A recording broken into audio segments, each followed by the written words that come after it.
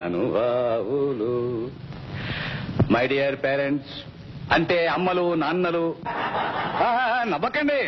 నేను మీలో ఒకనేగా. నేను ఒక నాన్ననే. అనుకోవడానికి మనం అంతా తల్లిదండ్రులమే, కానీ నిజంగా తల్లిదండ్రులమా? తల్లిదండ్రులాగా ప్రవర్తిస్తున్నావా? ఎందుకు కాదయ్యా? మనం పిల్లల్ని కంటున్నాం, పెంచి పెద్ద చేస్తున్నాం, వాళ్ళకి చదువులు నేర్పిస్తున్నాం, వాళ్ళకి కావాల్సిన ఆస్తులు పాస్తులు ఇల్లు వాకళ్ళు అన్ని కొనిపెడుతున్నామే. ఇంతకన్నా తల్లిదండ్రులు చేసేది ఏముందంటారేమో. Correct correct.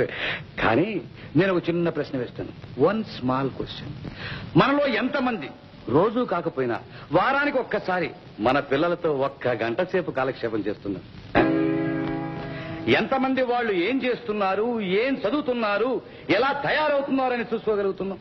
ఏది మనకి తీరుపడేది? ఎంతసేపు ఇంకా సంపాదిద్దాం అన్న పరుగులతోనే తీరిపోతుంది మన బ్రతుకు. ఈ రోజు మన కుర్రవాళ్ళని చూస్తుంటే వాళ్ళ వెనకాల రూపాయలు కనిపిస్తున్నాయే గాని వాళ్ళు వ్యక్తులుగా గాని వ్యక్తిత్వం కల వాళ్లుగా గాని కనిపించడం లేదు. ఈనాడు ప్రపంచంలో మన దేశంలో వస్తున్న మార్పులు గమనించండి. సంపాదనలు ఎంతకాలం ఉంటాయో కాస్త ఆలోచించండి. ఎప్పుడు ఏ గాలి కొట్టుకుపోతాయో ఎవరు చెప్పలేరు. అంతా అగమ్యగోచరం. Very sorry.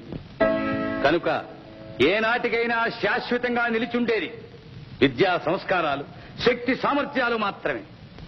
అవి ఏ సిలింగికి కట్టుబడవు, ఏ దోపిడీకి దొరికేవి కావు. కనుక మనం తయారు చేయవలసింది మన ఆస్తులకి వారసుల్ని కాదు, మన దేశ నాయకుల మహదాశయాలకు వారసుల్ని. మనం అంటే తల్లిదండ్రులు మన సంపాదన మీద మనస్సు మళ్లించినంతగా మన సంతానం మీద, వాళ్ళ సంస్కారం మీద మనస్సు మళ్లించడం లేదు. అందుచేత ఈ రోజు కుర్రకారు బాధ్యతలు మరచి విందులు, వినోదాలు, పార్టీలు, ఆహో